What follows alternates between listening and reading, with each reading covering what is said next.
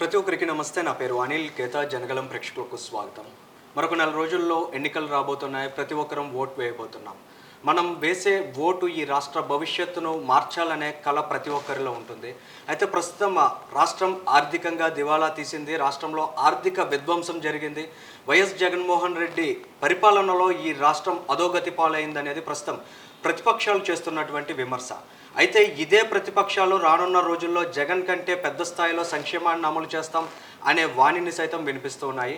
ప్రస్తుతం ఆంధ్రప్రదేశ్ రాష్ట్రంలో ఉన్నటువంటి ఆర్థిక పరిస్థితి ఏంటి, ఈ రాష్ట్రాన్ని గాడిన పెట్టడానికి ఉన్న అవకాశాలు ఏమిటి, ఏ విధమైనటువంటి చర్యలు చేపట్టాలి వంటి విషయాలపై మనతో మాట్లాడేందుకు ప్రముఖ వ్యాపార రంగ విశ్లేషకులు, పారిశ్రామికవేత్త ఓ నరేష్ కుమార్ గారు ఉన్నారు. దీనికి సంబంధించిన ఆర్థిక విశ్లేషణ ఆయన మాటల్లో తెలుసుకుందాం. సార్ నమస్తే. సార్ నమస్కారం Anil.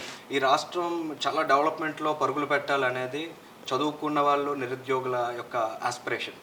At the same time ఎవరైతే పేద వర్గాలు ఉన్నారో వచ్చే ప్రభుత్వం ఏదున్నా ఇప్పటికంటే పెద్ద స్థాయిలో మాకు సంక్షేమాన్ని అమలు చేయాలనేది పేద వర్గాలు, దిగువ మధ్య తరగతి వర్గాల యొక్క కళ. ఈ రెండింటిని బ్యాలెన్స్ చేసుకుని రానున్న రోజుల్లో ఎవరైతే ముఖ్యమంత్రిగా ఈ రాష్ట్రాన్ని పరిపాలించేందుకు ప్రమాణ స్వీకారం చేస్తారో అసలు వాళ్ళు ఈ రాష్ట్రాన్ని గాడిన పెట్టడానికి అవకాశాలు ఉన్నాయో మీరు ఏం చెప్తారు సార్? ఇప్పుడు 2 ఇష్యూస్ అండి. మీరు అన్న ప్రజల యాస్పిరేషన్స్ అనేది మన రాష్ట్రంలో 5.5 కోట్ల మందికి అందరికీ యాస్పిరేషన్స్ ఉన్నాయండి. అయితే majority of the populations are poor and middle class people, కొంతమంది ఎఫ్లూయెంట్ క్లాస్. ఈ లాస్ట్ 5 ఇయర్స్లో జగన్మోహన్ రెడ్డి గారు ఆయన నెరేటివ్ ఏం చెప్పారంటే, నేను సక్సెస్ఫుల్గా రాష్ట్రం ఎంత ఇబ్బందిలో ఉన్నా కూడా నేను అన్ని సంక్షేమ పథకాలన్నీ ఇంచుమించు నేను చెప్పినవన్నీ ఐ హ్యావ్ ఇంప్లిమెంటెడ్ అన్న ధోరణిలో ఆయన ఉన్నారు. That is how is in the race. లేకపోతే రేస్లోనే ఉంటారు కదండి. ఇప్పుడు ఈ రేస్లో అన్నికే గెలుస్తారని అనుకుంటున్నారంటే కేవలం ఆ ఒక్క నెరేటివ్ వల్లే.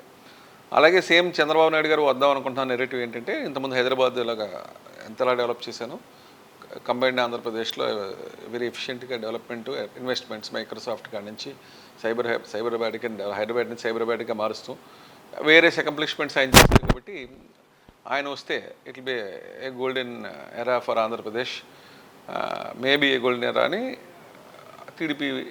టీడీపీ సపోర్టర్స్ అందరూ కూడా దేర్ నెరేటివ్ ఇస్ దేర్. ఎవరి నెరేటివ్ ఏదన్నా సరే అండి, మీరు అడిగిన క్వశ్చన్కి how to take the state forward అని, ఎవరు who will come to power అనే దాంట్లో పబ్లిక్ విల్ డిసైడ్. బట్ మీరు అడిగిన question what needs to be done or what can be done, అదే హోప్ ఉందా, హోప్ లేదా, ఆల్మోస్ట్ దివాలా. మీరు అడిగిన క్వశ్చన్కి ఆంధ్రప్రదేశ్ రాష్ట్రం అనేది మద్రాస్ ప్రెసిడెన్సీగా 1953లో ఫార్మ్ అయిందండి. తర్వాత 1956లో అఫీషియల్గా లింగ్విస్టిక్ బేసిస్లో డివైడ్ అయింది. 1956లో 1956 నుంచి 2019 వరకు జగన్మోహన్ రెడ్డి గారి ప్రభుత్వం అధికారంలోకి వచ్చే వరకు రాష్ట్ర ప్రభుత్వం అప్పు 2,64,000 కోట్లండి. అంటే 1956లో అంటే అక్కడ 44, ఇక్కడ 19 లెక్కేస్తే మీరు 63 సంవత్సరాలండి. 63 సంవత్సరాల్లో మీరు అప్పు 2,64,000 కోట్లు. ఈయన దిగిపోయేటప్పటికి ఇప్పుడు 2024లో అఫీషియల్గా మీరు నిర్మలా సీతారామన్ గారు లాస్ట్ ఇయర్ లోక్సభలో ఏం చెప్పారండి, ఆర్థికంగా అఫీషియల్ అప్పే 4,48,000 కోట్లు అన్నారు. ఈ ఇయర్ యాడ్ అయితే ఒక 60,000 కోట్లు, 5,10,000 కోట్లు. ఇది అఫీషియల్ అప్పు. అంటే ఇది ఎందుకు చెప్తారంటే మన డెవలప్మెంట్కి ఇది లింక్ అయ్యి ఉంది కాబట్టి. అంటే 63 సంవత్సరాల ఆంధ్రప్రదేశ్ చరిత్రలో 2,63,000 కోట్లు అప్పు ఉంటే ఈయన కేవలం 5 సంవత్సరాల్లో దాన్ని 5,10,000 తీసుకెళ్ళిపోయారు. అంటే ఈ డబుల్డ్ 63 ఇయర్స్ ఆంధ్రప్రదేశ్ ఏం అప్పు చేసిందో, ఇంక్లూడింగ్ చంద్రబాబు నాయుడు గారు చేసిన 5 ఇయర్స్ కూడా, ఈయన ఈ 5 ఇయర్స్లో అఫీషియల్ అప్పే 2,63,000 నుంచి 5,10,000 తీసుకెళ్ళిపోయారు. ఓన్లీ ఆర్బీఐ అప్పు గురించి మాట్లాడతాం. అది కాకుండా మీరు బీజేపీ వాళ్ళు కానీ, పురంధేశ్వరి గారు కానీ బీజేపీ ప్రెసిడెంట్గా, అలాగే చంద్రబాబు నాయుడు గారు కానీ, వాళ్ళ స్పోక్స్ పర్సన్ కానీ వాళ్ళందరూ చెప్పిందంటే ఈ రాష్ట్రం ఇప్పటికీ ఆల్మోస్ట్ 11 లక్షల కోట్లు both RBI and non RBI debts కలిపి చేశారనేది. ఏంటి చేశారని వాళ్ళ నెరేటివ్ అందరి ప్రేక్షకులకు అందరికి తెలవాలి. కాబట్టి 5,10,000 కోట్లు అఫీషియల్గా ఆంధ్రప్రదేశ్ ప్రభుత్వం ఒప్పుకున్నది అప్పు ఇది, ప్లస్ ఫైనాన్స్ మినిస్టర్ లోక్సభలో 4,48,000 లాస్ట్ ఇయర్ చెప్పారు. ఈ ఇయర్ ఆర్బీఐ 60,000 కోట్లు అఫీషియల్గా ఇచ్చింది. కాబట్టి 5,10,000 కోట్లు అనేది ఇట్స్ ఎ కన్ఫర్మ్డ్ ఫిగర్. ఇది కాకుండా ప్రభుత్వ ఆస్తులు తనఖా పెట్టి 1,00,000 నుంచి 1,25,000 కోట్లు, అంటే exact figure white paper publish చేయలేదు కూడా తెలియదు కానీ అప్రాక్సిమేట్లీ అంత ఉందండి. ఈచ్ హెడ్లో 1,25,000 కోట్లు. అలాగే స్టేట్ కార్పొరేషన్ నుంచి తీసుకున్న అప్పులు అదనంగా ఈ అదో 1,10,000 కోట్లు అండి. 1,00,000 నుంచి 1,20,000 కోట్లు, 1,30,000 కోట్లు కూడా ఉండొచ్చు. ఇది కాకుండా సోవరీన్ గ్యారంటీస్ అని ఆయన గ్యారంటీస్ ఇచ్చారు. అంటే వేరే అప్పులు ఎవరు తీసుకున్నా, ఆంధ్రప్రదేశ్లో ఏ దాంట్లో తీసుకున్నా సరే ఈ అప్పు తీర్చుకునే బాధ్యత నాదని సోవరీన్ గ్యారంటీస్ 1,25,000 కోట్ల వరకు సోవరీన్ గ్యారంటీస్ ఇచ్చారు. అది ఇంకా పై మాటే కానీ నేను తక్కువలో చెప్తున్నా. ఇది కాకుండా ఎంప్లాయీస్కి ఇవ్వాల్సిన పిఎఫ్ కానీ, పిఎఫ్ డైవర్షన్స్ కానీ, ఎంప్లాయీస్కి ఇవ్వాల్సిన టీఏడిఏ కానీ, అవుట్ సోర్సింగ్ ఎంప్లాయీస్కి ఇవ్వాల్సింది ఇవన్నీ ఇంచుమించు 1,00,000 కోట్లు ఉన్నాయండి. ఇది కాకుండా కాంట్రాక్టర్స్ బిల్స్, కాంట్రాక్టర్స్ పనిచేసి వెళ్ళిపోయిన వాళ్ళకి, సప్లయర్స్కి, గవర్నమెంట్కి అయితే చేసిన వాళ్ళు అది 1,00,000 నుంచి 1,50,000 కోట్లు ఉన్నాయండి. ఇవన్నీ ఐటమ్స్ అంటే కాంట్రాక్టర్స్కి ఇవ్వాల్సిన డబ్బులు, ఆస్తులు తనఖా పెట్టి డబ్బులు, స్టేట్ కార్పొరేషన్ తీసుకొచ్చిన డబ్బులు, ఎంప్లాయీస్ టీఏడిఏ కానీ, సివిల్ సప్లైస్ కార్పొరేషన్ కానీ, డిస్కామ్లకి ఇవ్వాల్సిన డబ్బులు అది 1,00,000 కోట్లు, ఈ మళ్లించిన డబ్బులు ఇవన్నీ కలిపితే ఇది ఒక 6,00,000 కోట్లు ఉందండి. సో ఈ 6 లక్షలు 5 లక్షల 10 దగ్గర 11 లక్షల కోట్లు భారం ఆంధ్రప్రదేశ్ ప్రజల మీద ఉందండి. వీళ్ళు వెళ్ళిపోతా ఇంత తప్పు చేసి ఈ ప్రభుత్వం వెళ్ళిపోయింది కాబట్టి డెఫినెట్గా రాబోయే ప్రభుత్వానికి it be very very difficult time. అంటే మనం ప్రాక్టికల్గా మాట్లాడుకోవాలి కాబట్టి దీని డెట్ సర్వీసింగ్ అంటే ఈ డెట్కి కానీ 8% ఇంట్రెస్ట్ చెప్పని సర్వీస్ చేస్తే వాళ్ళు దీనికే 80,000 కోట్లు పే చేయవలసి వస్తుంది. మన రాష్ట్ర ఆదాయం చూస్తే our entire income is 85,000 crores అండి. ఆంధ్రప్రదేశ్ రాష్ట్ర ఆదాయం ఓన్లీ 85,000 కోట్లే సంవత్సరానికి. బడ్జెట్ ఎంత ప్రవేశపెడుతున్నారండి? 2,50,000 నుంచి 2,80,000 కోట్లు. ఇయర్ 250 వచ్చి ఇయర్ 2,80,000 crores. అంటే 85,000 90,000 కోట్లు ఆదాయం ఉన్న ప్రభుత్వం అసలు ఎలాగెంత బడ్జెట్ ప్రవేశపెడుతుందని ఎవరో క్యాగ్ కానీ సెంట్రల్ గవర్నమెంట్ కానీ క్వశ్చన్ చేసి ఏంటి బ్లఫ్? ఆంధ్రప్రదేశ్ రాష్ట్ర రెవెన్యూ ఎంత అడగండి మీరు. ఆ బొగ్గన రాగేంద్ర దగ్గర 85,000 నుంచి 90,000 కోట్లు మన రెవెన్యూ. అది కాకుండా central government share of taxes 35,000 కోట్లు వస్తుంది మనకి, జిఎస్టీ మన షేర్ డ్యూ అంతే. ఇంకా మిగతాది ఎలాగ వస్తుందంటే 50,000 కోట్లు ఆర్బీఐ నుంచి అప్పు తీసుకుంటున్నారు, ఇంకో 40,000 కోట్లు సెంట్రల్ గవర్నమెంట్ గ్రాంట్ కింద ఇస్తుంది. సో అదో 50,000, ఇదో 40,000, ఇదో 40,000, ఇంకో 1,30,000 అడుగుతుంది. సో అది ఆంధ్రప్రదేశ్ రెవెన్యూ కాదండి సార్. వాళ్ళు హెల్ప్ చేయాలని చెప్పి 40,000 గ్రాంట్ ఇచ్చారు. ఈయనేమో 50,000 కోట్లు ఆర్బీఐ నుంచి అప్పు తెస్తున్నాడు. అది కాకుండా central government share of tax 40. ఇది మన రాష్ట్ర పరిస్థితి. సో దీంతో మీరు బ్యాలెన్స్ చేయాలంటే వచ్చిన డబ్బులు మన ఆంధ్రప్రదేశ్ రాష్ట్ర ఆదాయం కేవలం శాలరీస్కి పెన్షన్స్కి స్టేట్ నడిపితే సరిపోద్ది, కానీ ₹1 కూడా డెవలప్మెంట్కి కానీ మీరు వెల్ఫేర్ స్కీమ్స్ కానీ చేస్తాక డబ్బు లేదు ఆంధ్రప్రదేశ్ ప్రభుత్వం. ఆంధ్రప్రదేశ్ ఓన్ రెవెన్యూస్తో. ఇదేంటి? ఇండియాలో highest rate of petrol and diesel, ఇండియాలో హైయెస్ట్ రేట్ ఆఫ్ లిక్కర్, 8 సార్లు కరెంట్ బిల్లు పెంచి, బస్ ఛార్జీలు పెంచి, అంటే ఒక మనిషి ఇంట్లో కూర్చుంటే వాడి ఇంటి పన్ను కూడా పెంచారు, లింక్ చేశారు ప్రాపర్టీ రేట్కి. ప్రాపర్టీ రేట్స్ కూడా రివైజ్ చేస్తున్నారు ఎవ్రీ 6 months. సో మీ ఇంటి పన్ను ఆటోమేటిక్గా రివైజ్ అయిపోతూ ఉంటుంది. మీ కరెంట్ బిల్లు 8 సార్లు పెరిగింది, స్లాబ్స్ మార్చేశారు, పెట్రోల్ డీజిల్ మీరు కొడితే ఎక్కడికన్నా పెరిగిపోయింది ఇంట్లో బయటకు వెళ్తే. అది కాకుండా మీరు బస్సులో వెళ్దామన్నా బస్ ఛార్జెస్ కూడా పెంచారు. సో ఎవ్రీ సెగ్మెంట్, లిక్కర్ తాగితే liquor is the highest rate in the country. ఇంతకంటే కాస్ట్లీ లిక్కర్ కానీ పెట్రోల్ కానీ ఎక్కడ లేదు ఇండియాలో. సో ఇంత బర్డెన్ చేసేసి కన్జ్యూమర్ని దీన్ని మీరు గాడిలో పెట్టాలంటే మీకు ప్రాబ్లం తెలిస్తే తర్వాత ఆన్సర్ చెప్పొచ్చండి. దిస్ ఈజ్ ద సిచ్యువేషన్ అండి. సో ఎవరు అధికారంలోకి వచ్చినా కేంద్ర ప్రభుత్వం హెల్ప్ లేకుండా ఈ రాష్ట్రాన్ని నడపలేరండి. జగన్మోహన్ రెడ్డి గారు was very lucky that central government supported him. అందుకనే చంద్రబాబు నాయుడు గారు తెలుసుకుని వాళ్ళు సొంతంగా అధికారంలోకి వస్తారని చంద్రబాబు నాయుడు గారు తెలుసు, టీడీపీ జనసేన అధికారంలోకి వస్తారని తెలిసినప్పటికీ కూడా కేంద్ర ప్రభుత్వం హెల్ప్ లేకపోతే ఎట్టి పరిస్థితుల్లోనే ప్రభుత్వం నడపలేమని చెప్పి భారతీయ జనతా పార్టీతో కలిసి ఆయన అలయన్స్ పెట్టుకున్నారు. ఎందుకంటే వెరీ వెరీ ఇంపార్టెంట్ అండి. కేంద్ర ప్రభుత్వం హెల్ప్ లేకుండా రాష్ట్రం ఒక్క రోజు కూడా నడదండి. వాళ్ళకి గ్రాంట్స్ తగ్గించినా సరే, వాళ్ళు అడిషనల్ సెంట్రల్ ఇంటర్నేషనల్ లోన్స్ ఇవ్వకపోయినా కూడా, మీరు అడిగిన question how can we put the state back on track అని, దీనికి ఇమీడియట్గా ఫస్ట్ టైం రెవెన్యూ లీకేజ్ అండి. ఇప్పుడు లిక్కర్ ఉంది, అందరికీ తెలుసు లిక్కర్లో ఓన్లీ క్యాష్ పేమెంట్ జరుగుతున్నాయి, ఓన్లీ పేరుకే డిజిటల్ కరెన్సీ ఉంది. మీరు నిజంగా కూడా పబ్లిక్ కానీ కాంగ్రెస్ కానీ టీడీపీ కానీ బీజేపీ కానీ చెప్పేది ఏంటంటే, ఇప్పుడు అధికారికంగా ఎంత అమ్ముతున్నారో ఇంచుమించు అంత అనాధికారికంగా కూడా ఈ ప్రభుత్వం అమ్ముతుందండి. ఇప్పుడు అంత లేకపోయినా 50% వేసుకుందాం.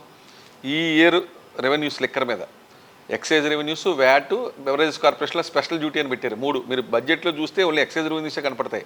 అది కాకుండా వ్యాట్ ప్లస్ స్పెషల్ మార్జిన్ అని బెవరేజ్ కార్పొరేషన్ ఇచ్చారు. 3 కలిపితే 33 నుంచి 35,000 కోట్లు is official revenue for Andhra Pradesh. లెక్కల మీద వచ్చే రెవెన్యూ 35,000 కోట్లు అండి.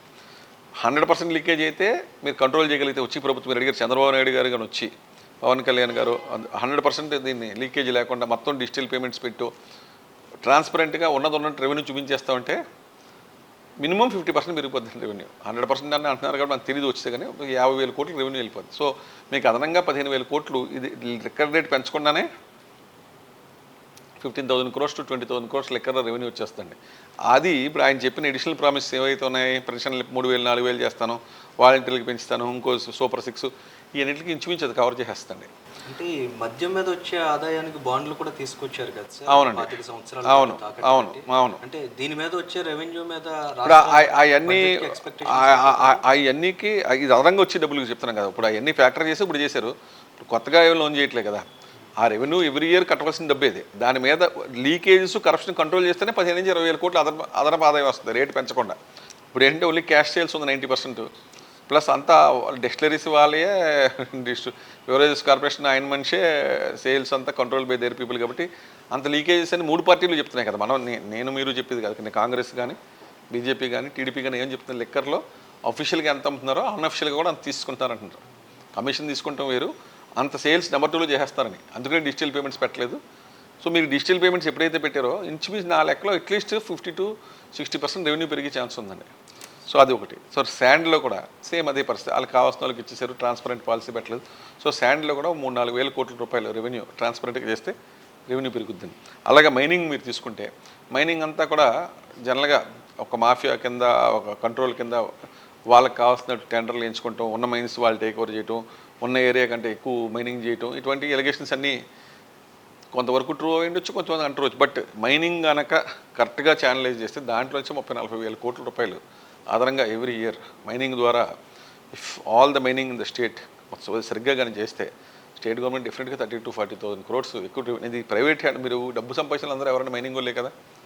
ఆ మైనింగ్ అంతా కంట్రోల్ చేసి రాష్ట్ర ప్రభుత్వానికి ఆదాయం వచ్చేలా చూస్తే కనుక ఇట్టి పరిస్థితుల్లోనే 25,000 నుంచి 30-40 వేల కోట్ల దాకా, అంటే depending on how serious the government is, అంత రెవెన్యూ గవర్నమెంట్కి వచ్చే ఛాన్స్ ఉంది. Mining is the biggest source of income అండి ఆంధ్రప్రదేశ్. ఇప్పుడు మీరు ఎందుకంటే మీరు అనుకోవచ్చు మైనింగ్లోనే అంత తక్కువ, 25,000-30,000 కూడా తక్కువ అండి. మీరు ఇప్పుడు చూసుకోండి, గల్ఫ్ కంట్రీస్ చూసుకోండి, దుబాయ్ కానీ, అబుదాబి కానీ, యునైటెడ్ అరబ్ ఎమిరేట్స్లో కానీ, మన ఏ కంట్రీ అయినా తీసుకోండి మీరు, వాళ్ళు అంత రిచ్ ఎక్కడ ఉంది, ఏముంది ఆ దేశంలో? పంటలు లేవు, నీళ్ళు లేవు, ఏం లేవు, ఓన్లీ ఆయిలే కదా. ఒక్క భూమిలోంచి ఆయిల్ తీస్తే అంత డబ్బులు సంపాదించేస్తున్నారు, ఓన్లీ ఆయిల్ ఎక్స్ట్రాక్షన్ ద్వారా. సో మన దగ్గర ఉన్న we have lot of mines. ఆ మైన్స్ని సరిగ్గా ఎక్స్ప్లాయిట్ చేయట్లేదు. నా ఉద్దేశంలో రెవెన్యూ కూడా ఆంధ్రప్రదేశ్కి ఇంతకుముందు ఉమ్మడి ఆంధ్రప్రదేశ్లో మిస్ అయింది. స్టార్టింగ్లో ఉన్నారు కూడా ఆయన కాన్సన్ట్రేట్ చేయలేపారు. ఈయన మటుకు బ్యూటిఫుల్గా కాన్సన్ట్రేట్ చేసి వాళ్ళ సపోర్ట్స్ అందరూ సూపర్ రిచ్ అయిపోయారు. అందరూ మీరు ఏ ఎమ్మెల్యే చూసినా వైఎస్ఆర్సీపీలో 30-40 కోట్లు ఖర్చు పెడతానంటారు, ఎంపీలో 100 కోట్లు ఖర్చు పెడతాంటున్నారు కదా. సో డెఫినెట్లీ మైనింగ్ మీద I think there's a lot of potential అండి. సో లెక్కర్లో 50% రెవెన్యూ పెరుగుద్ది, శాండ్లో 50% రెవెన్యూ పెరుగుద్ది, మైనింగ్లో 100% రెవెన్యూ పెరగొచ్చండి కరెక్ట్గా ట్యాప్ చేస్తే, new areas, old areas control చేస్తే. సో ఈ 3 రకాలుగా ఇంత రెవెన్యూ పెరిగే ఛాన్స్. సో ఈ స్కీమ్స్ అనేది పెద్ద ఇష్యూ కాదండి, వీళ్ళు చెప్పింది ఇంప్లిమెంట్ చేయడం పెద్ద. నౌ కమింగ్ టు మీరు అన్నట్టు investment, how do you attract investment. ఇప్పుడు అమరావతి ఉందనుకోండి, అమరావతి క్యాపిటల్ డెవలప్ చేయాలంటే జాపనీస్ కన్సార్టియం, జేసీఐ అని జాపనీస్ కన్సార్టియం, వాళ్ళు బుల్లెట్ ట్రైన్కి 1,00,000 కోట్లు ఇచ్చారు. వాళ్ళు జస్ట్ 1 to 2% ఇంట్రెస్ట్ వాళ్ళది. సెంట్రల్ గవర్నమెంట్ హెల్ప్తో మనం 1,00,000 crores అమరావతికి కానీ లోన్ తీసుకుంటే, యూ షుడ్ థింక్ బిగ్ అండి. ఆ 1,00,000 కోట్లు కూడా నెక్స్ట్ 2-3 yearsలో ఖర్చు పెట్టేయాలి. ఒక 5 సంవత్సరాలు 10 సంవత్సరాల్లో కాదండి. To develop Amaravati in rapid phase. ఇండియాలో బెస్ట్ కన్స్ట్రక్షన్ కంపెనీ ఎవరైతే పారిపోయారు ఇంతమంది, L and T, Tatas, Shapoorji, Pallonji, the top 2-3 construction companies in India, వాళ్ళని పిలిచి సబ్డివైడ్ చేసి rapid development of the city, will create a new world class city. Government తరపునే 1,00,000 crores ఇన్వెస్ట్మెంట్ ఉంటే private sector కూడా ఆటోమేటిక్ ఇంకో 50,000 1,00,000 కోట్లు పెద్ద ప్రైవేట్ సెక్టర్స్ విల్ ఫాలో అండి. సో ఇంత rapid investment from A international agency loan తీసుకుని లో ఇంట్రెస్ట్తో we should pump it in the next 2-3 years. ఎప్పుడైతే ఇంత ర్యాపిడ్ ఇన్వెస్ట్మెంట్ వెళ్ళిందో దానివల్ల ఎంప్లాయ్మెంటు, గవర్నమెంట్కి జిఎస్టీ రెవెన్యూ వచ్చి government revenue will be boosted. ఇది కాకుండా పోలవరం కంప్లీట్ చేయలేదు. 77% ఆయన కంప్లీట్ చేసినప్పటికీ ఈ గవర్నమెంట్ 5 years నెగ్లెక్ట్ చేసింది. మీకు యాక్చువల్గా పోలవరం కంప్లీట్ చేయవలసింది కావాల్సింది ఓన్లీ 2-3 వేల కోట్లే. మిగతా 25,000 కోట్లు కూడా R&R రీహాబిలిటేషన్ కంటే 30,000 కోట్లు కావాలి పోలవరం. మీరు ఈ గవర్నమెంట్ కానీ జగన్మోహన్ రెడ్డి గారు కానీ సీరియస్ అయ్యి ఉంటే ఆయన 2,60,000 కోట్లు ఉన్న అప్పుని 11 లక్షల కోట్లు తీసుకెళ్ళారు. అందులో 1,00,000 కోట్లు అమరావతికి 30,000 పోలవరం పెడతాక పెద్ద ఇష్యూ అండి అని మీకు పర్స్పెక్టివ్. సో ఇలా ఎంతసేపు సెంటర్ని బ్లేమ్ చేద్దామని, ఇంకోటి ఏదో బ్లేమ్ చేద్దామని. సంక్షేమం అంటే టెంపరీ సంక్షేమం కదా, లాంగ్ టర్మ్. పోలవరం అయిపోయి ప్రతి గ్రామానికి what ever the plan was for Polavaram, ఆ ఏరియాస్ అంతా వాటర్ ఎల్లుంటే అగ్రికల్చర్ అవుట్పుట్ ఎంత పెరుగుద్దండి? 1 పంట 2 పంటలు అవ్వచ్చు, 2 పంటల ఏరియాలు, కొన్ని ఏరియాలు 3 పంటలు అవ్వచ్చు. దాని అవుట్పుట్ ఫార్మర్కి ఎంత పెరుగుద్ది? ఆ వాటర్ స్టెబిలైజ్ చేసి మొత్తం కెనాల్స్ ద్వారా మొత్తం స్టేట్ అంతా ఎల్లుంటే కనుక, తర్వాత మిగతా ఇరిగేషన్ డ్యామ్స్ అన్నీ కూడా రిపేర్స్ కూడా చేయలే. So if you focus on Polavaram, completing Polavaram project in the next 1.5 years, నేను అగైన్ మళ్ళీ చెప్తాను, పోలవరం డ్యామ్ కంప్లీట్ చేస్తాక ఓన్లీ 2-3 వేల కోట్లే కావాలి, రీహాబిలిటేషన్కి 25,000 కోట్లు కావాలి. ఆర్ మీరు అన్ని రీహాబిలిటేషన్ చేయాలంటే ఒక ప్రొసీజరు, లేదంటే అందరితో మాట్లాడి డైరెక్ట్ బెనిఫిట్ ట్రాన్స్ఫర్ కింద వాళ్ళకి డబ్బులు కొట్టేసాం అనుకోండి, పోలవరం బి కంప్లీట్ టుమారో. ఇప్పుడు అందరికీ ఆర్ కాలనీలు కట్టాలి, మొత్తం అందరికీ కట్టాలంటే వాళ్ళకి మనం కట్టిన ఇల్లు నచ్చవు. ఈ ఎంతైతే డబ్బు ఇద్దాం అనుకుంటున్నామో ఆ బెనిఫిషరీస్ 1,00,000 బెనిఫిషరీస్ ఉన్నారు, ఆ 1,00,000 బెనిఫిషరీస్కి డైరెక్ట్గా డీబీటీ కింద కొట్టేశారు అనుకోండి, డబ్బులు అయిపోయింది. Polavaram project is over in 1 year. So Polavaram complete చేసి అమరావతిని ఫాస్ట్ ట్రాక్ చేస్తే మొత్తం అగ్రికల్చర్ విధంగా అండ్ ఇన్ఫ్రాస్ట్రక్చర్ విధంగా 2 పుష్ వస్తాయి. అలాగే కేంద్ర ప్రభుత్వం సహకారంతో వాళ్ళు Vizag Chennai industrial corridor, various industrial corridors person to state అండి. ఈ లాస్ట్ 5 yearsలో ఇండస్ట్రియల్ కారిడార్స్లో ఎన్ని ఎంపీలు ఉన్నా మనం ఏమి పట్టించుకోలేదు, చేయలే. అలాగే సాగర్మాల, భారత్మాల పోర్ట్ అప్గ్రేడేషన్కి connectivity by highway expansions, coast to coast, ఇవన్నీ కూడా జరగలే. సో భారత్మాల కింద, సాగర్మాల కింద Vizag Chennai industrial corridor central గవర్నమెంట్ని అడిగి నెక్స్ట్ 3 yearsలో ఈ ర్యాపిడ్గా కంప్లీట్ అయితే ప్లాన్ చేస్తే 1 or 2 years డిలే అయినా 4-5 yearsలో కంప్లీట్ అయిపోద్దండి. అలాగే సెంట్రల్ గవర్నమెంట్ సంస్థలు విశాఖపట్నంలో కానీ ఆంధ్రప్రదేశ్లో ఉన్న అన్ని డబులింగ్ కెపాసిటీ, మీరు హెచ్పిసిఎల్ తీసుకోండి, ఇంకా వేరే స్టీల్ ప్లాంట్ తీసుకోండి, ఇంకొకటి, వాళ్ళు everybody's expanding in some way. వీళ్ళందరికీ కూడా సెంట్రల్ గవర్నమెంట్ ఎంకరేజ్ చేస్తే సెంట్రల్ గవర్నమెంట్ ద్వారా ఇంకేమైనా కొత్త ప్రభుత్వ రంగ సంస్థలు విశాఖపట్నంకి వస్తాయా, లేకపోతే ఆంధ్రప్రదేశ్కి వస్తాయా, వీళ్ళందరికీ ఎక్స్పాన్షన్కి సెంట్రల్ గవర్నమెంట్ తోడ్పడి ఫండ్స్ రిలీజ్ చేస్తే, సో దాని ద్వారా capital investment also will happen in Andhra Pradesh. అలాగే ప్రైవేట్ సెక్టర్ ఇన్వెస్ట్మెంట్స్ చాలా మటుకు, ఇప్పుడు చూడండి అదానీ డేటా సెంటర్ చంద్రబాబు నాయుడు గారు వెళ్ళిపోయేటప్పుడు వచ్చారు, ఈ 5 yearsలో కూడా ఏం చేయలేదు. ఆయన అలాంటివన్నీ కూర్చోబెట్టి మాట్లాడే వాళ్ళకి ఇంకేం కావాలి, వేరే ఇన్సెంటివ్స్ ఇచ్చాను, ముందు ఇంప్లిమెంటేషన్లోకి తీసుకొచ్చేస్తే వాట్ ఎవర్ వర్ ప్రామిస్డ్. ఇప్పుడు జగన్ గారు కూడా ఒక సదస్సు పెట్టి ఏదో 10 లక్షలు 12 లక్షలు కోట్లు వస్తుంది అన్నారు. ఇంతకుముందు చంద్రబాబు నాయుడు గారు సదస్సులో వాటిలో అందరినీ కూర్చోబెట్టి వాళ్ళకి కావాల్సిన ల్యాండ్ అన్నీ ఇస్తే, ఫర్ ఎగ్జాంపుల్ మీకు ఎగ్జాంపుల్ చెప్తాను, రిలయన్స్ వాళ్ళు 15,000 కోట్లు పెట్టి ఎలక్ట్రానిక్ మ్యానుఫ్యాక్చరింగ్లో పెడదాం తిరుపతిలో, 176 ఎకరాలు పెడితే ల్యాండ్ డిస్ప్యూట్ వచ్చి వెళ్ళిపోయారు. So state government role land dispute clear చేయాలి కదా. అమర్ రాజా బ్యాటరీస్ 10,000 కోట్లు తెలంగాణ వెళ్ళిపోయారు. So if you can call him back, ఇప్పుడు అక్కడ పెట్టింది పెడతారు, నెక్స్ట్ ఎక్స్పాన్షన్ ఇక్కడ చేయగలరు. సో ఒక పాజిటివ్ డైరెక్షన్ ఇస్తే, ఆయన మీద పొల్యూషన్ కంట్రోల్ కేసులు పెట్టి ఆయన టీడీపీ ఎంపీ అని చెప్పి, ఆయన అమర్ రాజా అయితే కేవలం on political issues, caste, Jaganmohan Reddy does not like a caste which Amar Raja battery belongs to, Chandrababu Naidu party TDP అని చెప్పి he does not like that. ఆయన పార్లమెంట్లో మోడీ గారిని కొంచెం గట్టిగా మాట్లాడే వంకం తీసుకుని he wanted to harass him and be in the good books of. So ఇవన్నీ ఒక పొలిటికల్ పార్టీకి సంబంధించిన మనిషినో, ఒక క్యాస్ట్కి సంబంధించిన మనిషినో చెప్పి ఒక 10,000 కోట్ల రూపాయల ఇన్వెస్ట్మెంట్ తరిమేస్తే పక్క రాష్ట్రానికి you have lost 10,000 direct jobs and at least 25,000 30,000 indirect. ఒక డైరెక్ట్ జాబ్కి 3 ఇండైరెక్ట్ జాబ్స్ వస్తాయి. అన్ని పోయి జాకీ అనే కంపెనీ వెళ్ళిపోయింది, రిలయన్స్ అనే కంపెనీ, జస్ట్ బికాస్ ల్యాండ్ టైంకి ఇవ్వక. So definitely there is lot of work and all this is possible అండి. ఇంతకుముందు Singapore prime minister Singapore take over చేసినప్పుడు ఇలా కష్టమైన పరిస్థితుల్లో ఉన్నప్పుడు ఆయన పిలిపించి డెఫినెట్గా చేసాడు. అలాగా ఒక కరప్షన్ లేకుండా ఒక చిత్తశుద్ధితో చేస్తే all these investments are possible.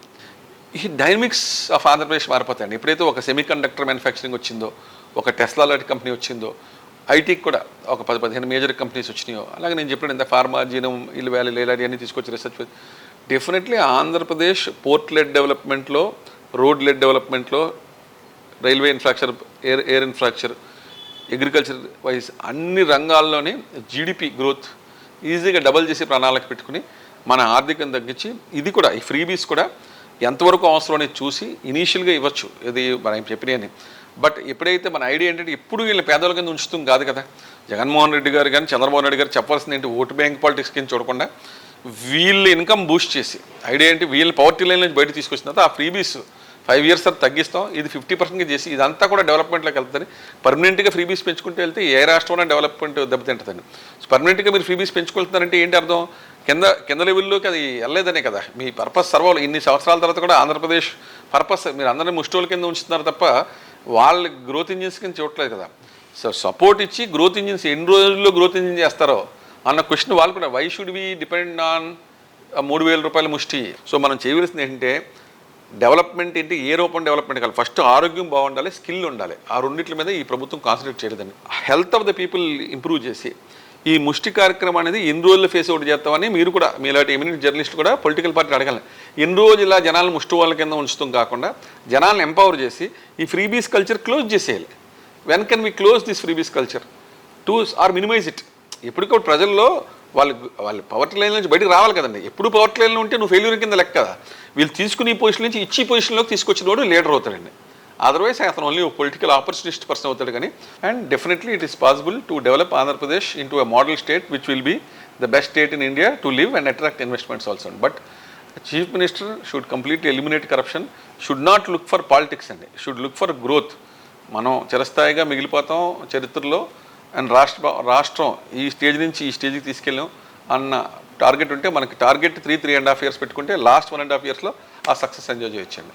మీరు అన్నటువంటి లక్ష్యాలు నెరవేరాలంటే we have to build confidence. ఎప్పుడు పెట్టుబడి పెట్టే వాళ్ళకి నమ్మకం లేకపోతే రూపాయి కూడా పెట్టడానికి సాహసం చేసే పరిస్థితి ఉండదు. ప్రస్తుతం గడిచిన 4.5 సంవత్సరాల కాలంలో వైఎస్ జగన్మోహన్ రెడ్డి పరిపాలనలో జరిగినటువంటి విషయాలను గమనించిన తర్వాత ఈ రాష్ట్రంలో ఎవరైనా పెట్టుబడి పెట్టడానికి ముందుకు వచ్చే అవకాశం ఉందా? అంటే మీరు వస్తే అది కదా, మీరు 5 సంవత్సరాల నుంచి ₹1 పేమెంట్ చేయలేదని తెలుసు. మీకు కావాల్సిన కమ్యూనిటీ వాళ్ళకో లేకపోతే మీ ఫ్రెండ్స్కో మీరు డబ్బులు ఇచ్చారు తప్ప రాష్ట్రంలో అందరూ భాగం అని చెప్పి మీరు పేమెంట్లు చేయకపోతే who will come and invest in Andhra Pradesh అండి? రెన్యూబుల్ ఒక స్టేట్ గవర్నమెంట్ ఎంటర్ అయిన కాంట్రాక్టు రెన్యూబుల్ ఎనర్జీలో ఇంటర్నేషనల్ ఇన్వెస్టర్స్ వాళ్ళు రెడ్డిస్ కమ్మాసు బ్రాహ్మిన్స్ కాదు, వాళ్ళు దే ఆర్ ఇంటర్నేషనల్ ఇన్వెస్టర్. వాళ్ళకు కూడా డబ్బులు ఇవ్వనని వాళ్ళు కోర్టుకి వెళ్ళిన 20,000 కోట్లు కట్టమంటే కట్టకపోతే definitely people will not invest కదండి. ఇప్పుడు యూ హ్యావ్ టు ఆనర్, ఒక రాష్ట్ర ప్రభుత్వం should honour it's commitment. Incentives ఇస్తున్నారు ఐటీకి 5 సంవత్సరాల నుంచి ఇవ్వాలా? ఇప్పుడు రెన్యూబుల్ ఎనర్జీ కంపెనీస్ పవర్ కొనుక్కుని ₹4 చెప్పిన మీరు కొనుక్కుంటాను కమిట్మెంట్ ఇచ్చి ఇంటర్నేషనల్ గ్యారంటీస్ సెంట్రల్ గవర్నమెంట్ దానికి ఇచ్చి ఇన్వెస్టర్ వచ్చి పెట్టుబడి పెట్టి నేను పేమెంట్లు చేయనంటే వాళ్ళు కోర్టుకి వెళ్ళినా కూడా పేమెంట్లు చేయకపోతే what is the message you're sending అని? ఇప్పుడు we're not criticizing the government చేసిన పనులే.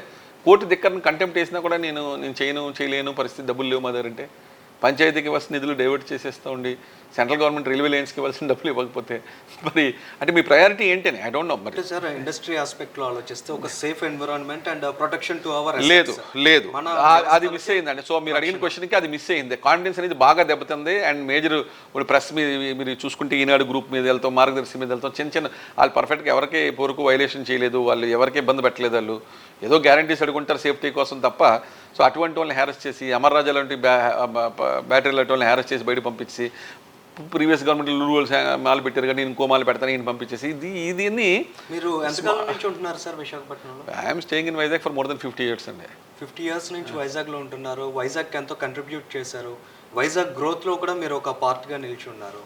అటువంటిది మీ వ్యక్తిగత మీ కుటుంబానికి సంబంధించినటువంటి ఆస్తుల్నే కొట్టేయడానికి కొంతమంది what I mean to say is you are an industrialist from Vizag, eminent industrialist. మీ మీద ఒక ఫోకస్ ఉంటుంది, మీ మీద ఒక అబ్జర్వేషన్ ఉంటుంది. మీలాంటి వ్యక్తుల ఆస్తుల్నే టచ్ చేస్తున్నారు అన్నప్పుడు మిగిలిన వారు ఎవరైనా ఇక్కడ ₹1 ఇన్వెస్ట్ చేస్తే వాళ్ళు డెఫినెట్గా భయపడతారండి. So public are anyway afraid కదండి. ల్యాండ్ ఇష్యూస్లో అందరికీ భయం ఉంది కదా. వైజాగ్నే కాదు, ఇక్కడ ఏ ఊరిలోనే ప్రాబ్లం ఉంటుంది. కొన్ని సీఎం దృష్టిలో ఉండొచ్చు, కొన్ని లేకపోయి ఉండొచ్చు దృష్టిలో. బట్ అది కంట్రోల్ చేయాలి. ఇప్పుడు ఆ మెసేజ్ అనేది వెళ్ళకూడదండి. ల్యాండ్లు మేము కొట్టేస్తాం, వీఆర్ ఎంకరేజింగ్ పీపుల్ అనేది ఆ మెసేజ్ దానికి తీయటం. కానీ పెద్దగా I don't think that much effort he's been made. ఆ డెడికేషన్ లేదనిపించింది. ఆ మెసేజ్ వెళ్ళలేదు కదా. ఇప్పుడు మైన్స్ అన్ని మనోళ్ళు చేస్తారో, లెక్కర్ అంతా మనోళ్ళు చేస్తారో, ల్యాండ్ అన్ని సెటిల్మెంట్ మన ఆ మెసేజింగ్ అది ట్రూ ఆర్ ఫాల్స్ అనేది మెసేజింగ్ పబ్లిక్ డీప్గా బిలీవ్ చేస్తాకి వెళ్ళింది. అండ్ డెఫినెట్గా దానికి జరిగిన సంఘటనలు కూడా అలా జరిగినాయి. So confidence building measures from the government ఏది జరగల. ఇప్పుడు జగన్మోహన్ రెడ్డి గారు నిజంగా ఆయన యూత్ ఇంకా ఆయన అన్నట్టు కొన్ని సంవత్సరాలు రూల్ చేద్దాం అనుకుంటే పొలిటిక్స్లో ఏదైనా కామన్ అని కొన్ని వీ కెనాట్ అందరినీ మంచి వాళ్ళని మన చుట్టుపక్కల పెట్టుకోలేం. కొంతమంది తేడా క్యాండిడేట్స్ ఉంటారు, ఆయన దృష్టిలో లేకుండా కూడా కొన్ని పనులు చేసి ఉండొచ్చు, చేయకపోయి ఉండొచ్చు. బట్ చీఫ్ మినిస్టర్ అని అతను he should send a message to the public కదా. ఇది తప్పు జరిగింది, I will take action on him అని అది మెసేజింగ్ ప్రూవ్ చేయాలి కదా. అది was missing in this government. ఇప్పుడు అన్నీ ఆయన ఇప్పుడు ఎవరెవరో ల్యాండ్ కొట్టేస్తూ ఉంటారు, అన్ని సీఎంకి సంబంధం ఉందని మనం అంటాం తప్పని. బట్ అటువంటి కంట్రోల్ చేసే మెకానిజం చేయలేదు chief minister. That is where he's failed to instil. అంటే ఆయన విజన్లో లేకుండా జరిగింది అనుకునే అవకాశం కూడా లేదని ప్రజల్లో ఉన్న అభిప్రాయం సార్. ఎందుకంటే టువర్డ్స్ యువర్ ఐటీ హిల్స్ మనం చూసినట్లయితే అంటే ఆయన అటువంటి వాళ్ళందరూ ఆ పార్టీలో జాయిన్ అవుతాడు. కొంతమంది అన్న ఇప్పుడు జగన్మోహన్ రెడ్డి గారు చేసింది ఇంకొక బ్యాడ్ ఏంటంటే ఎక్కువ ఒక క్యాస్ట్ మీద రిలై అవుతూ అందరూ అన్ని క్యాస్ట్లోని మంచోళ్ళు ఉంటారండి. ఆయన ఒక కమ్యూనిటీలోనే మంచోళ్ళు ఉంటారని అడ్వైజర్స్ ఇంచుమించు అందరిని వాళ్ళనే పెట్టుకుని అడ్వైజర్స్ పెట్టుకున్న ఏం అడ్వైస్ ఇస్తారండి? ఇప్పుడు ఒక 5 సంవత్సరాల్లో రైల్వే జోన్ అనౌన్స్ 5 సంవత్సరాలు అయితే ల్యాండ్ హ్యాండ్ ఓవర్ చేయలేని డిస్ట్రిక్ట్ అడ్మినిస్ట్రేషన్ని అండ్ అడ్వైజర్స్ని పెట్టుకుని 3,000 కోట్లు రైల్వేస్కి ఇవ్వకుండా మీరు 6 లక్షల కోట్ల అప్పులు ఎక్స్ట్రా అదనంగా చేసి 60,000 కోట్లు రైల్వే ప్రాజెక్ట్ ఇంపాక్ట్ అయ్యేలా పెట్టుకుని ఈ భోగాపురం ఎయిర్పోర్ట్ 5 సంవత్సరాల నుంచి ఫాస్ట్ ట్రాక్ చేయకుండా లాస్ట్ ఇయర్లో మీరు ఫౌండేషన్ వేసి ఈ పోర్ట్లు కూడా వెళ్ళిపోయే ముందని డెవలప్మెంట్ స్టార్ట్ చేసి అంటే వాట్ ఈస్ ద మెసేజింగ్ అండి? మీరు భోగాపురం ఎయిర్పోర్ట్ పెట్టిందంతా ప్రైవేట్ ప్లేయర్ జిఎంఆర్, ప్రభుత్వం ఏం డబ్బులు పెట్టక్కల, ఆ పని ఏదో ముందే చేస్తే ఇప్పటికి అయిపోతుంది కదా. సో ఈవెన్ ఫైనాన్షియల్ కమిట్మెంట్ లేని కూడా అదాని ఉన్నారు, అదాని అండ్ ఫ్రెండ్ వాళ్ళ పార్టీకి ఎంపీ ఇచ్చారు. మన ఆయన డేటా సెంటర్ స్టార్ట్ చేయించవచ్చు కదా, రిక్వెస్ట్ చేసి పిలిస్తే ఎవరో ఒకరు చేస్తారు కదా. సో ఆ ఇనిషియేటివ్ ఫర్ డెవలప్మెంట్కి కానీ అది జరగలేదండి. So public have lost confidence in that, so completely lost confidence పోతం ఒక ఎత్తి అయితే కాన్ఫిడెన్స్ రిస్టోర్ చేస్తాకే సరైన మనుషులు పెట్టుకోవాలి ఆయన దగ్గర. ఇప్పుడు ఒక ఇమేజ్ వెళ్ళిపోయింది పబ్లిక్లోకి, ఈ అపోజిషన్ వల్ల పేపర్ల వల్ల ఏదైనా అవన్నీ ఇమేజ్ వెళ్ళింది, రైటో రాంగ్ అని ఆ ఇమేజ్ని రెక్టిఫై చేస్తే కొంచెం క్వాలిటీ పీపుల్ పెట్టుకోవాలి కదా, ఒక నిజాయితీ పరుల్ని. రాష్ట్రం అంటే సిన్సియర్గా డెవలప్ చేసి మనుషులు. కోడ్ ఆఫ్ కండక్ట్ వచ్చాక కూడా నిజాయితీ అనే దానికి అర్థం లేకుండా ఉంది ప్రెసెంట్. ఇప్పుడే కాదు నేను చెప్పేది, ఎంటైర్ 5 years ప్రజలు బిలీవ్ చేస్తారు. సో ప్రీవియస్ వాళ్ళ గవర్నెన్స్ లో అది సాధ్యపడుతుందని ఎక్స్పెక్ట్ చేయడం ప్రజలైతే 5 years లో అయితే ఆయన ఏం చేయలేదండి to that effect. Confidence to investors అనేది డెఫినెట్ గా మైనస్ అనేది మనం 100% మైనస్ అండి. మీరు చెప్పినటువంటి ప్రొజెక్షన్ ఏదైతే ఉందో దాన్ని అచీవ్ చేయడంలో ఇక్కడ కాన్ఫిడెన్స్ టు ఇన్వెస్టర్స్ అనేది పూర్తి స్థాయిలో మైనస్ అయింది. దాన్ని అడ్రస్ చేస్తా కూడా ఆయన ఏం చేయలే. Yes sir. ఇక నెక్స్ట్ చూస్తే కాన్ఫిడెన్స్ టు పబ్లిక్, ఇందాక మీరు కోట్ చేశారు. కాన్ఫిడెన్స్ టు పబ్లిక్ అనే ఆస్పెక్ట్ వస్తే మనం వైజాగ్ అయ్యాం కాబట్టి ఇక్కడికి రెస్ట్రిక్ట్ అయ్యి మాట్లాడితే ఇవాళ లూలు అనే ఒక షాపింగ్ మాల్ వచ్చింటే direct employment to 7,000 people direct employment, 20,000 people indirect employment sir. Definite గా హండ్రెడ్స్ క్రోర్స్ ఇదే పెట్టుబడి తీసుకెళ్ళాలి. చెన్నైలో పెట్టారు, హైదరాబాద్ లో పెట్టారు, కేరళలో పెట్టారు. మనకేం వచ్చింది ప్రాబ్లం నాకు అర్థం. గ్లోబల్ ఇమేజ్ కూడా విశాఖపట్నం డెఫినెట్ గా అట్ ద సేమ్ టైం మీరు ఇందాక అన్నట్టు అదాని డేటా పార్క్ లాంటిది వచ్చి ఉంటే దానికి వచ్చింది కదా, వచ్చిందాన్ని ఇనాగ్రేషన్ ఇప్పుడు దాన్ని వచ్చిందాన్ని ఆల్రెడీ వచ్చింది, ల్యాండ్ కూడా అలాట్ అయిపోయింది నేను రాకముందే. దాన్ని తీసుకొచ్చి ఆపరేషన్ లో తీసుకురాలా 5 years లో. డెఫినెట్లీ దాని వల్ల మనకి ఇంటర్నెట్ రేట్స్ పడిపోతున్నాం, ఇంటర్నెట్ హాఫ్ రేట్కి దొరుకుతున్నాం, ప్లస్ అక్కడ ఎంప్లాయ్మెంట్ జరుగుతున్నాం, అక్కడ స్కిల్ టెక్నాలజీ వస్తున్నాం. మీరు అన్నట్టు సబ్మెరీన్ కేబుల్ వచ్చి ఉంటే కనుక ఫాస్ట్ ట్రాక్ చేసి ఇంటర్నెట్ రేట్స్ పడిపోతుంది, ఇంటర్నెట్ స్పీడ్స్ పెరుగుతున్నాం, లేటెన్సీ పెరుగుద్ది, దానివల్ల కాస్ట్ తగ్గిపోద్ది, క్వాలిటీ పెరుగుద్ది. ఆ సబ్మెరీన్ కేబుల్ ల్యాండింగ్ పాయింట్ ఇక్కడ వస్తే అదాని డేటా సెంటర్ వస్తే వేరే స్కిల్ సెంటర్, సైబర్ సెక్యూరిటీ మీద, డేటా స్టోరేజ్ మీద విపరీతమైన ఇన్వెస్ట్మెంట్స్ వద్దును, skill development knowledge development centers వద్దును, పబ్లిక్ స్కిల్ అవుతురు. ఇక్కడ ఈ స్కిల్తోనే ఇక్కడ ఏమైనా జాబ్ చేసి 1 year ఇంకో ఊరు వెళ్తే ఇంకో ఇక్కడ 20,000 జాయిన్ అయితే 50,000 బెంగళూరు, ఢిల్లీలోనే లేకపోతే యూఎస్ వెళ్ళిపోయి జాబ్స్ వద్దును. ఇక్కడ స్కిల్లింగ్ జరుగుతున్నాం, ప్రైవేట్లో స్కిల్లింగ్ సెంటర్స్ వద్దును, ఇక్కడేమో జాబ్ ఆపర్చునిటీస్ వద్దును. ఇక్కడ జాబ్ ఆపర్చునిటీ ఎవ్రీ ఇయర్ 10,000 జాబ్లు ఉన్నా 30% 20% అట్లీస్ట్ ఉన్నా ఈ 3,000 మంది బయటకు డబల్ శాలరీకి వెళ్ళిపోతారు, మళ్ళీ ఆంధ్రప్రదేశ్లో ఏదో కొనుక్కుంటారు. So all this did not happen. అంటే ఈ ఇన్ఫ్రాస్ట్రక్చర్ అంతా ఆపరేషన్ లోకి వస్తే నిజంగా మన పవర్ నీడ్ కూడా చాలా పెరుగుతుంది. పవర్ నీడ్ అంటే ఒక projection, what is our future requirement అనేటువంటి ఆలోచన స్పృహ ఏమాత్రం లేకుండా గవర్నెన్స్ నడిపారు. వీళ్ళు నడిపినటువంటి ఈ గవర్నెన్స్ వల్ల స్టేట్ ఎఫెక్ట్ అయింది. సో కాన్ఫిడెన్స్ టు పీపుల్ అనేది పూర్తిగా వీళ్ళు మైనస్ అయ్యారని నేను చెప్తాను. అది వాస్తవమే అంటారు కదా? కాన్ఫిడెన్స్ టు పీపుల్ అనే దాంట్లో 2 రకాలు ఉంటాయండి. ఇప్పుడు ఆయన ఓట్ బ్యాంక్ ఉంది 40%, మీరు ఆయన ఏం చేసినా ఆ 40% ఆయన ఓటు వేస్తున్నారు కదా. You're talking to what public, ఆ 40% ఆయనే నమ్ముతారు కదా. ఇప్పుడు ఆయనకు ఒక ఓట్ బ్యాంక్ ఉంది, లాస్ట్ ఎలక్షన్లో ఆయన 50% ఓట్స్ వచ్చినాయి, 40% ఆయనకు సాలిడ్ ఓట్ బ్యాంక్, ఒక 10% న్యూట్రల్ ఓటర్స్ ఫస్ట్ టైం ఆయనకు ఛాన్స్ ఇద్దామని ఇచ్చారు, 10% ఇప్పుడు వేయరు అనుకోండి. బట్ ఆ 40% మీరు ఏం చేసినా సరే ఆయన కన్విన్స్ అవ్వట్లేదు కదా. సో యువర్ ప్రాబ్లం అనిల్ గారు is you should address that 40%.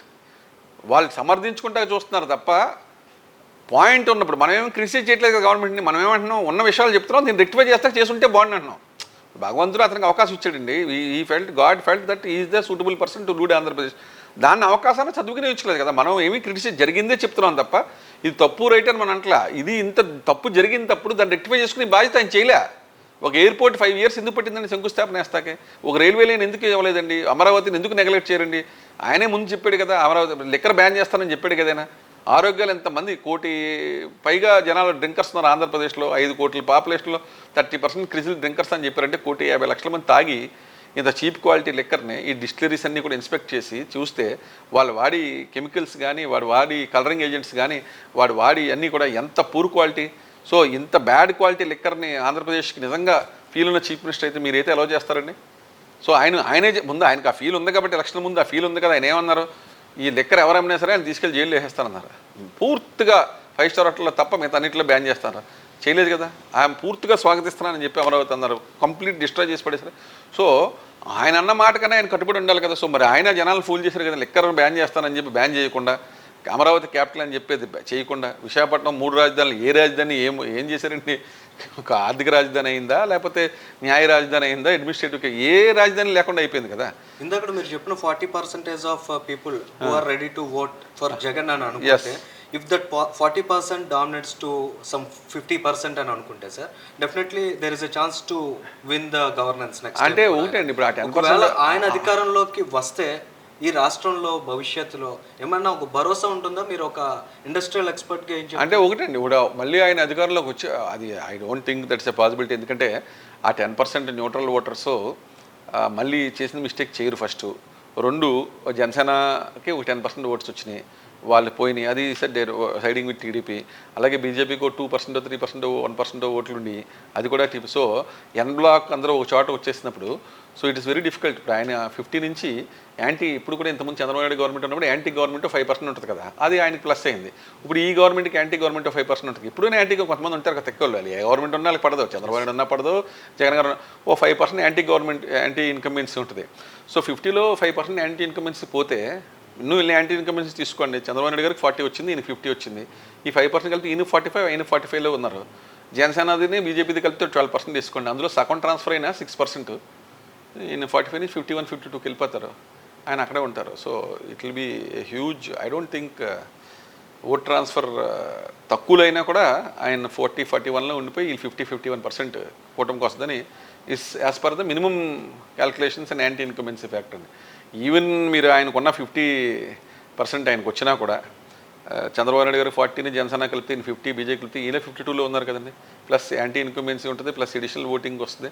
Last time 70% పీపులే ఓట్ చేశారు, కొంచెం ఓటింగ్ పర్సంటేజ్ పెరిగి.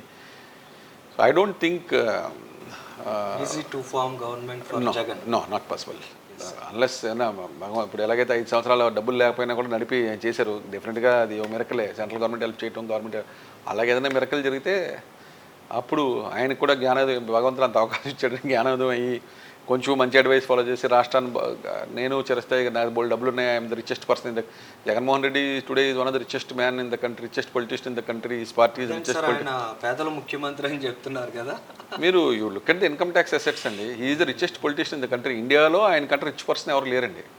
ఇండస్ట్రీ లిస్ట్లో అదాని అంబానీ ఉండొచ్చు, కానీ ఈయనకి is one of the richest. You have to accept is the richest politician in the country, richest business man in the country, his party is also one of the richest.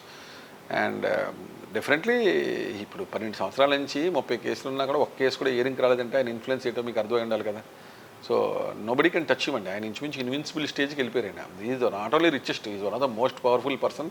Wear India's number 1 agencies CBI కానీ, ED కానీ, income tax కానీ, ఏ ఇష్యూలో కూడా కనీసం కోర్టుకు రప్పించలేదు. Conviction పక్కన పెట్టండి, కోర్టుకు కూడా రప్పించలేదు. ఆయన అవినాష్ రెడ్డి గారిని అయితే, ఆయన కజిన్ బ్రదర్ని సిబిఐ వాళ్ళు వచ్చి అబ్బాయి మేము అరెస్ట్ చేయలేమని చెప్పి బయటకు వెళ్ళిపోయి స్టేషన్కి పిలిచి అరెస్ట్ చేసి బెయిల్ ఇచ్చి పంపించేశారంటే, వేరే చంద్రబాబు నాయుడు గారిని తీసుకెళ్ళి 50 రోజులు తోస్తారంటే you can understand the power he wields కదండి. He can control CBI, he can control ED, he can control income tax. 12 సంవత్సరాల జ్యుడిషియరీలో ఒక కేసు కూడా ఆయన మీద ముందుకెళ్లకుండా మేనేజ్ చేయగలిగారంటే ఆయన ఎంత బ్రిలియంట్ అండ్ క్యాపబుల్ పర్సన్ అని మీరు అర్థం చేసుకోవాలి కదా. Not only is rich, is very influential. ఆయన is member of parliaments Rajya Sabha. ఏ బిల్ ఇండియాలో పాస్ అవ్వాలన్నా ఆయన సపోర్ట్ కావాలి. సో దానివల్ల ఆయన ఒక ఇన్విన్సిబుల్ స్టేజ్లో ఉన్నారు. ఆ ఇన్విన్సిబుల్ స్టేజ్లో ఉండటం వల్ల ఏమన్నా ఎలక్షన్ తేడా వచ్చు తప్ప, నార్మల్ పర్సన్ అయితే ఆయనకి నాకు తెలిసి 10-15 సీట్ల కంటే రాకూడదు. కానీ ఈ బ్యాక్గ్రౌండ్ 12 సంవత్సరాల నుంచి ఈడీ కానీ, సిబిఐ కానీ, ఇన్కమ్ ట్యాక్స్ కానీ, జ్యుడిషియరీ కానీ ఎవరు ముట్టుకోలేని స్టేజ్లో, ఇన్విన్సిబుల్ స్టేజ్లో ఉన్నారంటే is a very powerful person. ఎంత పవర్ఫుల్ అండ్ రిచ్ పర్సన్ ఇండియాలో ఎవరు లేరండి. అంత పవర్ఫుల్ అండ్ రిచ్ పర్సన్కి వేరే ఏజెన్సీస్ ఏమైనా కోఆపరేట్ చేస్తే కనుక there is a chance, otherwise there is no chance. Sir, coming to the parliament, ఇందాక మీరు చెప్పిన ఇష్యూస్ అన్నింటిలో కూడా పార్లమెంట్లో జరగాల్సినటువంటి వ్యవహారాలు చాలా ఇంపార్టెంట్. ఇప్పుడు ఎవరైతే మెంబర్ ఆఫ్ పార్లమెంట్గా మన దగ్గర నుంచి ప్రాతినిధ్యం వహించబోతున్నారో చాలా క్రూషియల్గా ఉండబోతున్నారు. అంటే రేపు ఏపీ స్టేట్ ఫ్యూచర్ని డిసైడ్ చేయడంలో. ప్రీవియస్ టైం చూస్తే టీడీపీ నుంచి 3 వెళ్ళారు పార్లమెంట్కి, అందులో రామ్మోహన్ నాయుడు లాంటి యంగ్స్టర్స్ చాలా ఎఫెక్టివ్ పర్ఫార్మెన్స్ అనేది చూపిస్తున్నారు పార్లమెంట్స్లో. అంటే యంగ్స్టర్స్ని ఎంకరేజ్ చేసి ఎంపీలుగా పంపించాల్సిన ఇంపార్టెన్స్ ఉందా? దాని గురించి మీరు ఏం చెప్తారు? సార్, యంగ్స్టర్సా middle aged people old age people అనేది కాదండి, కమిట్మెంట్ ఉందా లేదని చూడాలండి. అండ్ వాట్ అర్లియర్ లైఫ్లో వాళ్ళు ఏం చేశారో మీరు చూడండి. ఒక మనిషిని ఎంపీగా వెళ్ళక ముందు అతను గతం 10 సంవత్సరాల్లో పబ్లిక్ సర్వీస్ రికార్డ్ ఏంటి, అండ్ పబ్లిక్ సర్వీస్ ఏమైనా చేశాడా, మంచి పనులు ఏమైనా చేశాడా, అది చూడాలి. ప్లస్ ఆయన తీసుకున్న పార్టీ ఎంతవరకు ఎంకరేజ్ చేద్దాం. ఫర్ ఎగ్జాంపుల్ మీరు వైఎస్ఆర్సీపీ పార్టీ తీసుకోండి. లాస్ట్ టైం ఆయన ఏం చెప్పారు, ఆయన ఏ ఎంపీ కూడా డైరెక్ట్గా ఎవరిని మినిస్టర్ని అప్రోచ్ అవ్వకూడదు, వాళ్ళు విజయసాయి రెడ్డి గారితోనే అప్రోచ్ అవ్వాలి. వాళ్ళు ఫస్ట్ వాళ్ళని కట్ చేస్తారు. కట్ చేసినప్పుడు వాళ్ళు ఎలాగా పర్ఫామ్ చేస్తారు? నన్ను ఎంపీ అయ్యారనుకోండి, మీరు వెళ్ళొద్దు, కలవద్దు, మాట్లాడొద్దు అంటే ఈయన ద్వారా వెళ్ళాలంటే నా ఫీల్ పోద్ది కదా. So the party leadership of Jaganmohan Reddy గారు అండ్ విజయసాయి రెడ్డి గారు have curtail the powers of all MPs and made them dummies, what ever you can call it. Okay, వాళ్ళని మనం ఎలా నిందిస్తాం? మనం వెళ్ళినా కూడా మన పరిస్థితి అదే కదా. సో మంచి క్యాబుల్ పర్సన్ వెళ్ళినా, మీరు వెళ్ళినా, నేను వెళ్ళినా కూడా మనం ఏం చేయలేము అక్కడ. ఆ పార్టీ అటువంటిది. అండ్ వాళ్ళకి కేసులు ఉన్నంతసేపు సెంట్రల్ గవర్నమెంట్ని డెఫినెట్గా డిమాండ్ చేసి బ్లాక్మెయిల్ కదా, గట్టిగా రిక్వెస్ట్ చేసి ఫోర్స్ చేసి కేపబిలిటీ లేనప్పుడు I would not blame the MP. It's directly the responsibility of the chief minister and the top 2-3 people in the YSRCP party who have made their MPs. Sir ఎవరికైనా feel ఉంటుంది కదా, MP అయిన తర్వాత ఏదో చేయాలన్న కోరిక ఉంటుందండి. అది ఎంవివి సత్యనారాయణ గారు అవ్వచ్చు, కృష్ణదేవరాయలు గారు అవ్వచ్చు, ఇంకొక మాగంటి భారత్ అవ్వచ్చు, లేకపోతే ఎవరికైనా ఏదైనా చేయాలని డెఫినెట్గా ఉంటుంది కదా. వాళ్ళు చేయనివ్వాలి కదా. చేయనివ్వకపోతే మనం వీళ్ళని ఎలా బ్లేమ్ చేస్తాం? సో ఇంకా వాళ్ళకి చిరాకు వచ్చి వాళ్ళ వ్యాపారాలు చూసుకుంటాం, పర్సనల్ బిజినెస్ చూసుకుంటాం తప్ప వాళ్ళకి వేరే ఆల్టర్నేటివ్ లేదు కదా. మనం వాళ్ళ పొజిషన్లో ఉన్నా కూడా ఏమి చేయలేం, ఈ ప్రభుత్వంలో మనం ఏమి చేయలేం. అదే కొంచెం ఎంకరేజ్ చేస్తారు ఇక్కడ, చీఫ్ని ఎంకరేజ్ చేసి మీరు వెళ్ళి అడగండి, చేయండి అంటే మనమేమి గవర్నమెంట్ తిట్టమట్లేదు కదా. పర్సూ చేసి రిక్వెస్ట్ చేసి గుడ్ రిలేషన్షిప్ మెయింటైన్ చేసి మినిస్టర్తో ఫ్రీక్వెంట్గా ప్రాబ్లమ్స్ తీసుకొచ్చి చెప్పి, భారతదేశంలో పార్టీ కదా ఆంధ్రప్రదేశ్, మీరు కొంచెం హెల్ప్ చేయండి అని చెప్పి రిక్వెస్ట్ చేస్తే డెఫినెట్గా 2 పనులు అయితే ఒక పనైనా ఏ మినిస్టర్ అయినా చేస్తారండి. పార్టీలతో ఏ పార్టీ అని చూడరు. అక్కడ కూడా హ్యూమన్ బీయింగ్స్ ఇక్కడ ఉన్నారు కదా. It's all good relationship and good presentation. Sir, YCP నుంచి ఉన్న ఎమ్మెల్యేలందరినీ కీలుబొమ్మలుగా మార్చారనేటువంటి అభిప్రాయం బలపడినటువంటి ప్రస్తుత తరుణంలో విశాఖ నుంచి బొత్స ఝాన్సీ గారు ఎంపీ క్యాండిడేట్గా పోటీ చేయబోతున్నారు. అసలు బొత్స ఝాన్సీ గారు అనేప్పటికీ మీకు ఏం రిఫ్లెక్ట్ అయింది? ఇప్పుడు విశాఖపట్నం పబ్లిక్కి she's not a resident of Visakhapatnam, she's a from neighbouring district. And track record మరి నాకు తెలిసి there is I don't know, మరి I have not heard about her doing some great things in parliament or getting some great projects to Vizianagaram in her earlier stint. So విశాఖపట్నంలో నివసించే వాళ్ళు వైసీపీకి ఒకళ్ళు కూడా ఎంపీకి క్యాపబుల్ అని దొరకకపోవడం అనేది విశాఖపట్నం దురదృష్టమా, లేకపోతే ఆయనకి విశాఖపట్నం ఆర్థిక రాజధాని చేద్దామని విశాఖపట్నం ప్రజల్లో ఒక్కడు కూడా దొరకలేదని నేను ఎంపీగా పెడతాక మన బొత్స ఝాన్సీ గారు లేడీ, ఆవిడ ఏదో ఎంపీ చేస్తారో ఆవిడ గురించి మనం కమెంట్ పక్కన పెట్టేద్దాం. ఆవిడ ఏం చేస్తారు, ఇస్తే వస్తారు ఆవిడ. బట్ మీరు అడగవలసిన క్వశ్చన్, విశాఖపట్నంలో 25 లక్షల మంది సిటీలో వైఎస్ఆర్సీపీకి విశాఖపట్నంలో ఉండే ఒక్క క్యాండిడేట్ దొరకలేదని ఎంపీకి నుంచో పెడతాక, is that not insulting the public of Visakhapatnam? What is the need for a party who is in power from 5 years to go and పక్క జిల్లాలని తీసుకోవాల్సిన పని ఏంటండి? ఎంపీ పోస్ట్కి ఇండియాలో 9th richest city Visakhapatnam is the 9th richest city in the country. And if properly done will go to the 6 మెట్రోల తర్వాత 7th ప్లేస్లోకి వెళ్ళిపోతాం. బాంబే, బెంగళూరు, ఢిల్లీ, ముంబై, చెన్నై, కలకట్టా తర్వాత Visakhapatnam would been in the place. Ahmedabad, Pune మనకంటే ఎక్కువ. అటువంటి సిటీకి 25 లక్షల మంది ఉన్న ఒక ఇంటలెక్చువల్ కానీ, ఒక క్యాపబుల్ ఇండస్ట్రియలిస్ట్ కానీ విశాఖపట్నంలో నివసించి విశాఖపట్నానికి అసోసియేట్ అయిన మనిషి ఒక్కళ్ళు కూడా దొరకలేదు. And we need to get a person from a neighbouring district అంటే దాంట్లోనే మీకు ఆన్సర్ ఉంది కదండి. ఎవరన్నా విశాఖపట్నం వ్యాసన్నవాడు విశాఖపట్నం వాస్తవులు ఎవరైనా సహిస్తారండి? అది ఆవిడ మంచి మనిషి ఉండొచ్చు, he might be good human being. ఆవిడ ఒక మంచి భక్తురాలు అయి ఉండొచ్చు, ఒక గుడ్ హ్యూమన్ బీయింగ్ అయి ఉండొచ్చు, చాలా బోల్డ్ మంది ఉంటారు. సో ఆ పక్క జిల్లాలని తీసుకొస్తాం ఇటు విశాఖపట్నానికి. What is the need? And you're insulting the city కదా. ఈ విశాఖపట్నం వరకు I'm not happy that YSRCP also is ruling party. You can find at least one capable person కదా. You can find one person Visakhapatnam is capable. And you want Vizag people to vote for people who come from neighbouring districts. పోనీ ఆవిడ ఏమన్నా ఒక super అచీవరు, గతంలో ఒక పెద్ద cabinet minister చేసి ఒక పెద్ద అవార్డ్స్ పొంది అవుట్ స్టాండింగ్ పర్ఫార్మెన్స్ చేసి ఒక జిల్లాని మార్చేసినట్టు ఫ్యూచర్ ఫార్వర్డ్ లుకింగ్ లీడరా అంటే మరి answer is known to the public. అటువంటి లక్షణాలు ఏమి నా నాలెడ్జ్లో లేవు. మరి మీ నాలెడ్జ్లో ఉంటే వీ కెన్ యాక్సెప్ట్ అటువంటి అవుట్ స్టాండింగ్ పర్సన్ తీసుకొస్తే.